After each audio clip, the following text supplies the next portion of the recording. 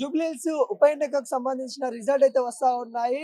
మొదటి రౌండ్, రెండో రౌండ్ కూడా రిజల్ట్ అయితే వచ్చినాయి. మొదటి రౌండ్ లో దాదాపుగా 64 ఓట్ల మెజారిటీతో కాంగ్రెస్ పార్టీ దూసుకెళ్తున్న పరిస్థితి కనబడతా ఉంది. రెండో రౌండ్ లో కూడా అదే విధంగా 127 ఓట్ల మెజారిటీతో కాంగ్రెస్ పార్టీ అయితే ఉంది. మొదటి రౌండ్ లో షేక్పేటకు సంబంధించిన డివిజన్ సంబంధించిన 42 బూత్లు ఏవైతే ఉన్నాయో వాటి ఓట్ల లెక్కింపు అయితే పూర్తయిపోయింది. దాదాపుగా నెక్ టు నెక్ ఫైట్ అయితే ఇస్తా ఉన్నట్టు కనబడతా ఉంది. బీఆర్ఎస్ పార్టీకి దాదాపుగా 64 ఓట్ల తేడాతో మొదటి రౌండ్ అయితే ఉన్న పరిస్థితి కనబడతా ఉంది. రెండో రౌండ్ లో 127 ఓట్ల మెజారిటీతోని కాంగ్రెస్ పార్టీ ఉన్నట్టయితే కనబడతా ఉంది. రెండో రౌండ్ లో వెంగళరావు నగర్ సంబంధించిన బూత్లు ఏవైతే ఉంటాయో 42 బూత్ల సంబంధించిన పోలింగ్ కేంద్రాలకు సంబంధించిన ఓట్ల లెక్కింపు అయితే జరుగుతా ఉన్న నేపథ్యం అయితే కనబడతాం. పూర్తయిపోయింది.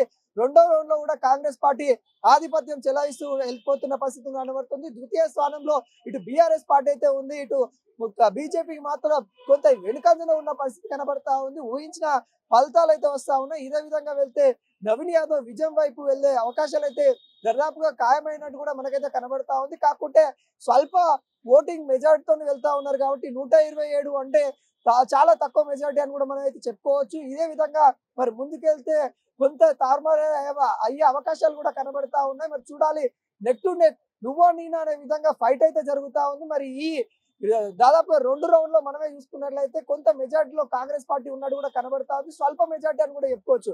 127 ఓట్ల మెజారిటీ అనేది చాలా స్వల్ప ఓటింగ్ అని కూడా చెప్పుకోవచ్చు. ఓటింగ్ లీడింగ్ అని కూడా చెప్పుకోవచ్చు. మరి ఇదే విధంగా కొనసాగితే మాత్రం కొంత ఇబ్బందికరంగా అయ్యే అవకాశాలు కూడా ఉంటాయి. ఎందుకంటే ఇప్పటికే ఎక్స్పెక్ట్ చేశాము కాంగ్రెస్ పార్టీ అధిక మెజార్టీతోని విన్ అవుతుందని కూడా ఎగ్జిట్ పోల్స్ అయితే చెప్తున్న పరిస్థితి కనబడతా ఉంది. ఈ నేపథ్యంలో ఇంకా ఎక్కువ ఆశించిన ఫలితాలు కూడా ఇక్కడ రాని పరిస్థితి కనబడుతుంది. మరి చూడాలి, మరి మూడో రౌండ్ ఏ విధంగా ఉండబోతా ఉందనేది కూడా మనం మరి కాసేపు చెప్పుకునే ప్రయత్నం అయితే చేద్దాం.